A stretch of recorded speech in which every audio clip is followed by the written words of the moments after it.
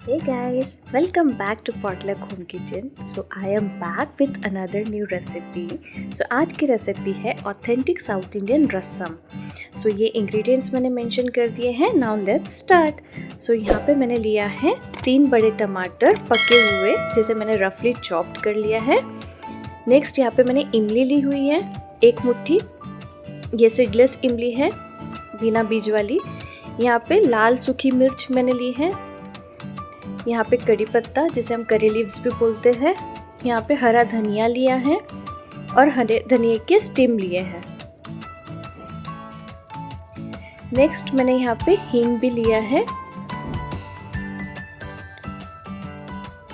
Next ये जो ingredients है ये बहुत नेसेसरी इंग्रेडिएंट्स है, इसे हम स्किप नहीं कर सकते. यहाँ पे छिलके के साथ मैंने लहसुन लिया है, खड़ा जीरा लिया है और काली मिर्च ली है. यहाँ पे इमली का पानी बनाने के लिए हम लोग को लगेगा एक बर्तन. साथ ही में जो हमने इमली ली हुई है उसे हम लोग टुकड़े करके इसमें डाल देंगे. अब जितना पानी आपको रसम के लिए चाहिए उस हिसाब से आप पानी ले लीजिए. मैंने यहाँ पे 2.5 गिलास पानी का इस्तेमाल किया है.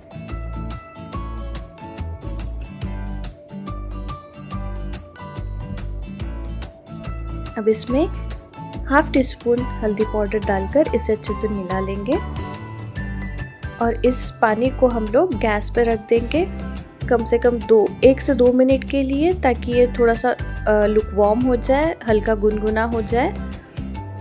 अब हम लोग सारे मसाले जो हमने लिए हैं उसे पीस लेंगे. सो आप लोग देखते जाइए, मैं स्टेप बाय स्टेप कौन से मसाले पहले पीस रही हूँ.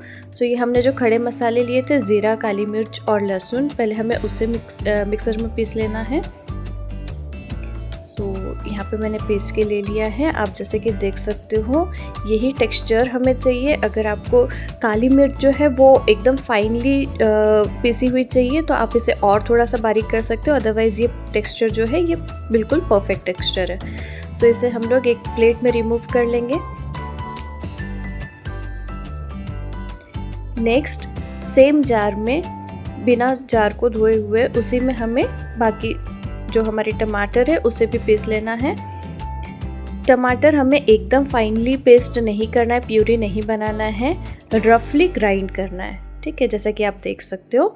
सो ये परफेक्ट टेक्सचर है. इसे भी मैंने एक प्लेट में निकाल लिया है, जैसे कि आप देख सकते हो. सो ये दोनों मेन इंग्रेडिएंट्स हमारे रेडी है. नेक्स्ट हमारा इमली का पानी भी यहाँ पे लुकवार्म है. अभी हम लोग हाथों की मदद से अच्छे से इमली को पानी के अंदर निचोड़ लेंगे, ताकि उसका रस जो है वो बिल्कुल हमें अच्छे से मिल जाए. और जो भी वेस्ट है आप लोग उसे भी रिमूव कर लीजिए. अब इसमें हम लोग ऐड कर देंगे हरा धनिया जो हमने लिया हुआ है, और ये हरे धनिया के स्टेम जो हमने लिए हुए हैं ये हम दोनों भी इसमें ऐड कर देंगे. नेक्स्ट यहाँ पे आप कोई भी एक बर्तन ले लीजिए जिसमें हम रसम को बनाएंगे. उसे गरम कर लीजिए गैस पे रख के, और उसमें ऐड कर लीजिए थोड़ा सा तेल. तेल गरम हो जाए उसमें राई डाल दीजिए और राई को अच्छे से तड़कने दीजिए. साथ में हम इसमें डाल देंगे कड़ी पत्ता और इसे अच्छे से फ्राई कर लीजिए. नेक्स्ट हमने जो ये मसाला, जो खड़ा मसाला हमने पीस के रखा था, वो डाल देंगे और इसे अच्छे से मिक्स कर लेंगे. और फिर इसमें हम लोग हींग डाल देंगे. सो ½ टीस्पून हींग मैंने यहाँ पे यूज़ किया है. आप चाहो तो ज़्यादा भी ले सकते हो, आप चाहो तो कम भी ले सकते हो. नेक्स्ट 5 मिनट के बाद इसमें हम लोग टमाटर शिफ्ट कर लेंगे और टमाटर को भी अच्छे से मसालों में भूंज लेंगे, जैसे कि आप देख सकते हैं. अब हमने जो ये लाल मिर्च ली हुई है, ये लाल मिर्च को टुकड़ों में तोड़कर इसे भी हम लोग एज इट इज इस मिश्रण में डाल देंगे और इन्हें भी अच्छे से भून लेंगे.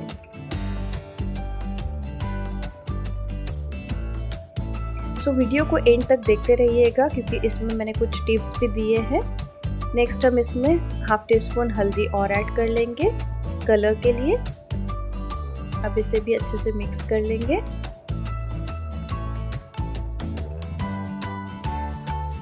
जो हमने इमली का पानी बना के रखा था, अब हम वो इमली के पानी को भी इसमें ऐड कर देंगे।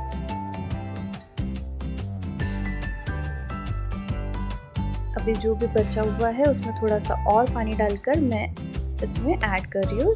सो इसमें लगभग मैंने 3 गिलास पानी का इस्तेमाल किया है। अब स्वाद के अनुसार नमक ऐड कर देना। अब इन सब को हम लोग एक बार मिला लेंगे।